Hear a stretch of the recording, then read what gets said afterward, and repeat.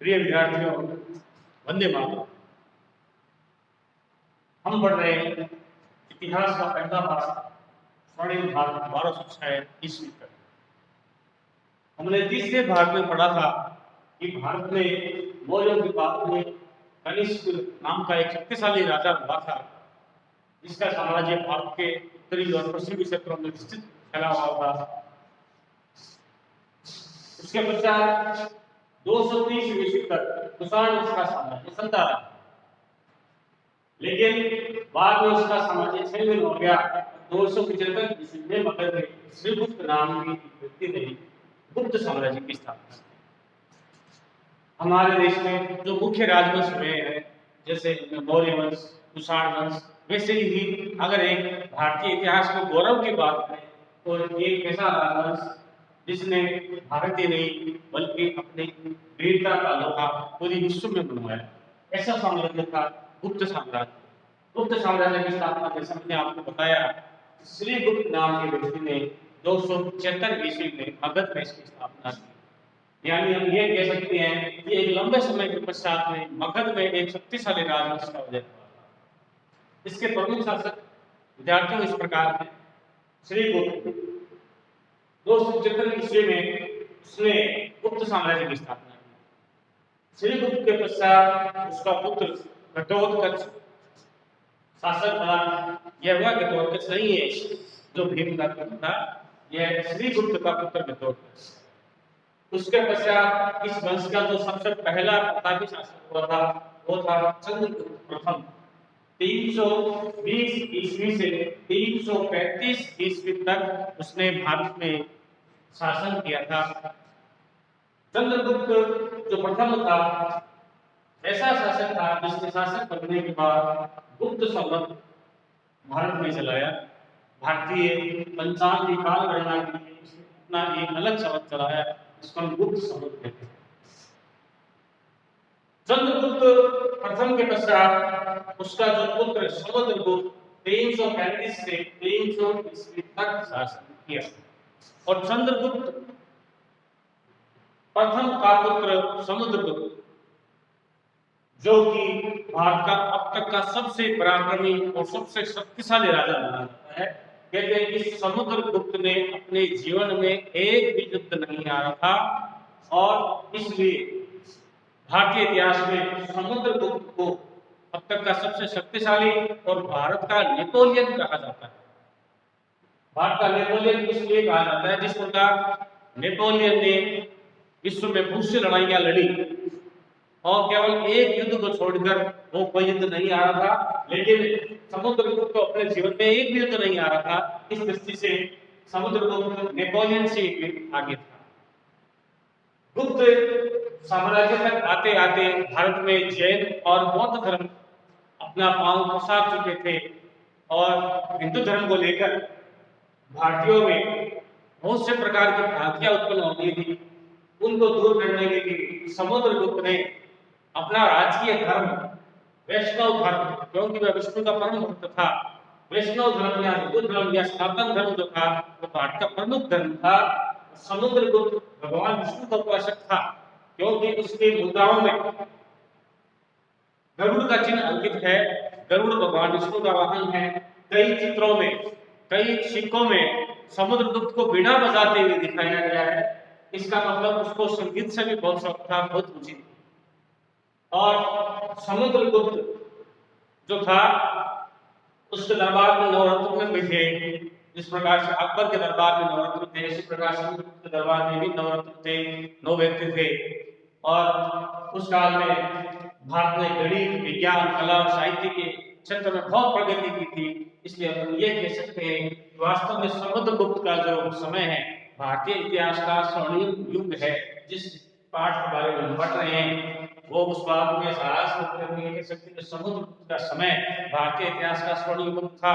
दूध दही की नदियां बहती थी, भारत सोने चांदी से परिपूर्ण था, और यहाँ से व्यापार करके विदेशी बदले में सोना प्राप्त करते थे, इसलिए भारत को सोने की चिड़िया कहा जाता है। समुद्रगुप्त निसंदेह भारत का सबसे शक्तिशाली शासक था, और समुद्रगुप्त ने भारत के साथ ही उत्तरी भारत और दक्षिण भारत दोनों पर अपनी विजय प्राप्त की थी। और उसके पश्चात ऐसा कोई शासक भारतीय इतिहास में पैदा नहीं हुआ जिसने संपूर्ण भारत को जीता। समुद्रगुप्त के पश्चात उसका पुत्र चंद्रगुप्त द्वितीय, जो विक्रमादित्य नाम से प्रसिद्ध है, 380 से 412 ईस्वी तक उसने शासन किया। अब विद्यार्थियों, हमारे मन में कई बार ये भ्रम उत्पन्न हो जाता है कि चंद्रगुप्त कौन है।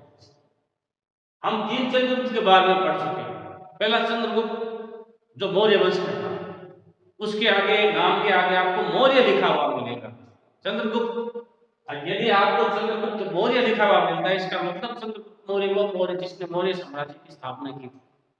दूसरा अगर चंद्रगुप्त प्रथम लिखा हुआ मिले आपको, तो ये समझना कि वह घटोत्कच का पुत्र गुप्त साम्राज्य का पहला शासक। और तीसरा जो भ्रम उत्पन्न होता है चंद्रगुप्त विक्रमादित्य, तो उसके नाम के साथ में विक्रमादित्य यदि आपको लिखा हुआ मिले तो आप समझना ये विक्रमादित्य समुद्रगुप्त का पुत्र था। कई जगह चंद्रगुप्त द्वितीय के स्थान पर सिर्फ विक्रमादित्य लिखा हुआ मिलता है, तो वह भी चंद्रगुप्त द्वितीय ही था और इसमें कोई भ्रम की स्थिति उत्पन्न नहीं होनी चाहिए। चंद्रगुप्त जो द्वितीय था उसका नाम चंद्रगुप्त द्वितीय था, लेकिन विक्रमादित्य नाम उसका कब पड़ा जब उसने सबका जो शक लोग थे उन शकों को पराजित किया। शक जो भारत पर बार-बार आक्रमण कर रहे थे उनको हमले को रोका। शकों को पराजित करने के बाद उसने विक्रमादित्य, और पूरा नाम शिकारी विक्रमादित्य, उसने उपाधि धारण की। 380 से लेकर 412 ईस्वी तक उसने शासन किया और भारत में उसने विक्रम संवत भी चलाया। कुमारगुप्त, चंद्रगुप्त विक्रमादित्य के साथ उसका पुत्र कुमारगुप्त शासक बना 412 से 453 ईस्वी तक, और उसमें पूरे विश्व का नेतृत्व करने वाला विश्वविद्यालय था नालंदा विश्वविद्यालय, उसकी स्थापना कुमारगुप्त द्वारा की गई थी। नालंदा विश्वविद्यालय वो विश्वविद्यालय जहां में अध्ययन करने के लिए भारत ही नहीं बल्कि विदेशों से भी छात्र अध्ययन करने के लिए आते थे, इसलिए भारत विश्व गुरु के पद पर आसीन था। और हमारी बड़े दुर्भाग्य की बात है कि आज हम विद्या प्रारंभ करने के लिए, विद्या आरंभ करने के लिए दूसरे देशों में जाते हैं। उसके पश्चात उसका पुत्र स्कंदगुप्त 455 से 467 ईस्वी तक भारत का मगध साम्राज्य का शासक रहा, और उसको अंतिम वह शासक माना जाता है जिसने हुनों का उन्मूलन किया, अर्थात हुनों को पराजित किया। और अंत में कहते हैं कि हुन जो थे, हुनों को मलेच्छ कहा जाता था। मलेच्छ का मतलब है जो अत्यंत गिरा हुआ व्यक्ति था, उसमें हुनों को माना जाता था। हुन जो थे चीन देश से आते थे, और स्कंदगुप्त के समय उसने एक तरफा हुनों को पराजित किया। उसके बाद हुनों ने कभी भी भारत पर आक्रमण नहीं किया। उसकी विजय से इतने डरने लगे हो कि उन्होंने भारत में आने के लिए कभी साहस नहीं किया। और स्कंदगुप्त ने एक महत्वपूर्ण कार्य किया था, मौर्यों द्वारा बनाई हुई सुदर्शन झील जो थी उसका जीर्णोद्धार यानी फिर से उसका निर्माण करवाया। स्कंदगुप्त के पश्चात हुन जो थे वो फिर से एक बार उनका उदय हुआ। उन्होंने बार-बार आक्रमण करके गुप्त साम्राज्य को काफी क्षति पहुंचाई, और फिर गुप्त साम्राज्य धीरे-धीरे कई टुकड़ों में बंट गया, और अंत में गुप्त साम्राज्य था उसका अंत भी हो गया। गुप्त साम्राज्य के बाद में बात करते हैं वर्धन साम्राज्य। गुप्त साम्राज्य के पतन के बाद भारत फिर से छोटे-छोटे टुकड़ों में बंट गया था। मध्य भारत में प्रभाकर वर्धन ने वर्धन साम्राज्य की स्थापना की। इसमें प्रमुख राजा 3 हुए थे, प्रभाकर वर्धन, राज्यवर्धन और हर्षवर्धन।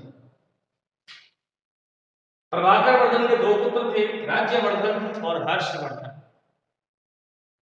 राज्यवर्धन का युद्ध में अंत हो गया, इसलिए हर्षवर्धन को वर्धन साम्राज्य संभालना पड़ा, और हर्ष ने अपनी राजधानी कन्नौज बनाई। हर्षवर्धन की राजधानी कन्नौज थी। हर्ष का साम्राज्य 600 ईस्वी से लेकर 647 ईस्वी तक रहा। भारत के इतिहास में यदि किसी दानवीर राजा का उदाहरण दिया जाता है तो वह हर्षवर्धन का दिया जाता है। हर्षवर्धन की दानवीरता के बारे में ऐसी मान्यता है कि हर्ष प्रत्येक 5 वर्ष बाद में अपने द्वारा अर्जित की हुई सारी संपत्ति को दान कर देता था और उसके पश्चात फिर से विजय करता था और विजय के बाद में जो उसको सामग्री मिलती थी फिर 5 वर्ष बाद उसको दान कर देता था। यानी कुल मिलाकर ये कह सकते हैं अपनी कमाई हुई संपत्ति हर 5 वर्ष बाद में वो दान कर देता था। यहाँ तक कि अपने पहनने के वस्त्र भी अपने बहन से उधार लेकर पहनता था।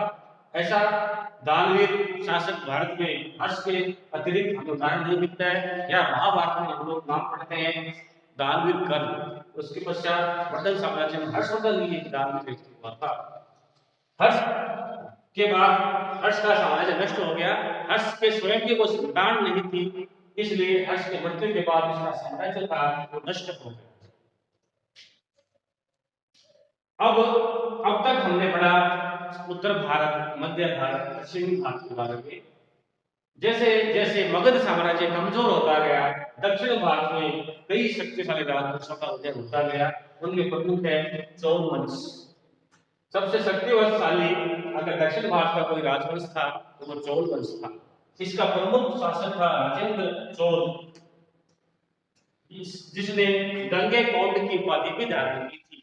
गंगैकोंड का मतलब गंगा को जीतने वाला। कहते हैं राजेंद्र चोल का साम्राज्य इतना विस्तृत था कि उसने गंगा नदी के पास के भाग तक को जीत लिया था। उस समय किसी भी दक्षिण भारत के राजा का साहस नहीं होता था कि वह गंगा नदी के उत्तर की तरफ प्रस्थान कर सके, लेकिन राजेंद्र चोल ने गंगा नदी के उत्तर में स्थित राज्यों को भी पराजित कर दिया था। और चोलों के समय तंजौर में भगवान शिव की नटराज की मूर्ति की स्थापना की गई। हम कई बार नृत्य करते हुए भगवान शिव को देखते हैं, उसकी मूर्ति की स्थापना चोल वंश द्वारा की गई। और चोल वंश की शक्ति का प्रमुख कारण यह था कि उस समय चोलों के पास जो जहाज सेना थी वो सबसे सुदृढ़ थी। उस नौसेना के बल के आधार पर राजेंद्र चोल ने अपना साम्राज्य स्थापित किया था। उसके पश्चात दूसरा राजवंश आता है चालुक्य। यह दक्षिण भारत में आंध्र प्रदेश और तमिलनाडु के आसपास का क्षेत्र था। यहाँ पर पुलकेशिन के नाम का सर्वाधिक प्रतापी शासक हुआ। चालुक्यों का पल्लवों से संघर्ष चलता रहता था। पल्लवों में पल्लव वंश जो थे आंध्र प्रदेश और तेलंगाना के पास में स्थित था और महेंद्रवर्धन इस साम्राज्य का एक प्रमुख व्यक्ति था या प्रमुख शासक था। और पल्लवों द्वारा महाबलीपुरम कांची में जो स्थित है उस मंदिर की स्थापना की गई। उसके बाद राष्ट्रकूट ये भी तेलंगाना और केरल के आसपास का जो क्षेत्र था वो पहले राष्ट्रकूट कहलाता था। और इसका जो प्रमुख राजा था कृष्णदेव राय तृतीय। लेकिन राष्ट्रकूटों का अंत चालुक्यों द्वारा युद्ध में कर दिया गया। और ये जो हमने जो चालुक्य, पल्लव, राष्ट्रकूट ये हमने पढ़े थे, ये दक्षिण भारत के प्रमुख राजवंश थे। इसके अलावा उत्तर और पूर्वी भारत में कुछ राजवंश स्थापित हुए जैसे पाल वंश, ये बंगाल में स्थापित था। गोपाल नाम के व्यक्ति ने इसकी स्थापना की थी और इस पाल वंश में धर्मपाल जो नाम का व्यक्ति था सबसे प्रतापी शासक था। यहाँ पर ध्यान देने योग्य बात यह है कि पाल वंश इतना शक्तिशाली था कि उनका चोल, चालुक्य, पल्लवों और राष्ट्रकूटों से निरंतर संघर्ष चलता रहता था और इसमें पलड़ा कभी किसी का पलड़ा भारी हो जाता। उसके पश्चात बात करें पश्चिम भारत में गुर्जर प्रतिहार। आज का जो गुजरात राज्य है उस समय गुर्जर प्रतिहार राजपूत राजाओं का वहां शासन होता था, इसलिए उसको गुजरातरा भी कहा जाता था। इनमें भोज प्रथम राजा भोज जो राजा था, जिसको मिहिर भोज भी कहा जाता है, इसका प्रमुख शासक था। एक कहावत में हम सुनते हैं, कहाँ राजा भोज और कहाँ बंधु तेली, तो इस राजा भोज पर आधारित थी वो, जो इतना प्रतापी शासक था कि उसने आसपास के बहुत से क्षेत्रों यहाँ तक कि दक्षिण भारत में भी अपना साम्राज्य स्थापित किया था। और उसके बाद हम बात करते हैं राजस्थान में धीरे धीरे राजपूतों का प्रभाव बढ़ता गया। उन राजपूतों में मेवाड़ के जो गोहिल वंश के राजा थे वो बड़े शक्तिशाली थे। गोहिल वंश की स्थापना जो थी बप्पा रावल नाम के व्यक्ति द्वारा की गई। बप्पा रावल एक बहुत शक्तिशाली राजा था। अपने गुरु के आशीर्वाद से उसने विशाल गोहिल वंश की स्थापना की और जो वर्तमान का रावलपिंडी शहर है वो बप्पा रावल द्वारा ही स्थापित किया गया है। बप्पा रावल अपने जीवन में एक भी युद्ध नहीं हारा था और बप्पा रावल इतना शक्तिशाली शासक था जिसने आज तक उसका एक रिकॉर्ड बनाया है कि उसने भारत के प्रमुख सभी राजवंशों को एकजुट करके एक बहुत बड़ा मोर्चा बनाया और उस मोर्चे द्वारा उसने अरब आक्रमणकारियों को भारत में बढ़ने नहीं दिया और संयुक्त सेना ने इतना जबरदस्त हमला किया कि अरबों को भारत से भागना पड़ा। तो इस प्रकार हमने देखा इस पाठ के सारांश रूप में ये कह सकते हैं कि स्वर्णिम भारत, जिस समय भारत पर भारतीय राजाओं का शासन था, हमने बड़े प्रमुख राजा कौन थे। और यहाँ ध्यान देने योग्य बात यह है कि आपके मन में ये प्रश्न आ रहा होगा कि ये राजा तो आपस में लड़ते रहते होंगे, भारत को क्या फायदा हुआ, भारत को क्या लाभ हुआ।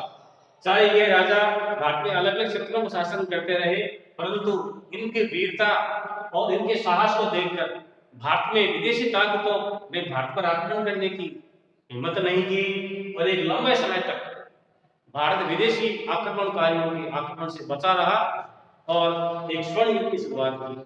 और लास्ट में हम देखते हैं कि जैसे ही इन राजाओं का भारत से पतन हुआ, तुर्क और मुगल आक्रमणकारियों ने भारत में अपना साम्राज्य स्थापित किया। वो हम अगले दूसरे पार्ट में इसके बारे में जानकारी करेंगे। आपका पहला पार्ट समाप्त होता है। जय हिंद, जय भारत।